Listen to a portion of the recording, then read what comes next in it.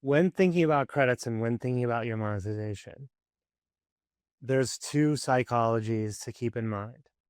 There's the one where your customers are, or your prospects rather, are evaluating your product and your your product's outputs. And in that mindset, they're very stingy with how they're spending. And you want to be extremely transparent about usage. You want, especially in a free tier, to have hard limits and to be really clear about when you hit a limit. Make it possible to do the minimum thing to keep going, whether that's a small top up or going to like a slightly more, the first paid plan. And that's where it's okay to introduce friction and transparency because people are still evaluating the value. And they actually value that they're not going to be surprised with the bill, and they value the transparency.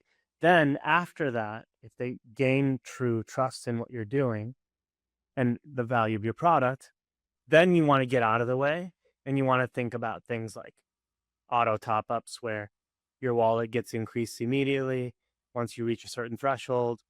And people at that point are less cost sensitive. They just never want to be blocked.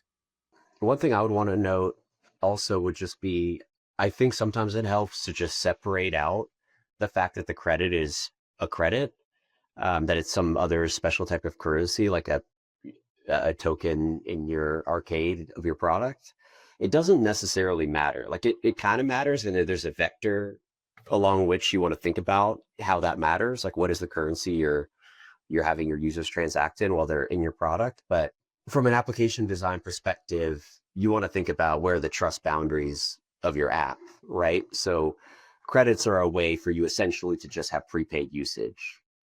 If you have a lot of PLG, that allows you to then kind of use that as a gauge for trust, right? You can increase the prepaid usage. You can kind of fail open, assuming the auto top up is going to work once you have a customer who's got a good track record for paying you, things like that, right? And so it's interesting to think about credits as a way to kind of play with the trust around payments around your product as well.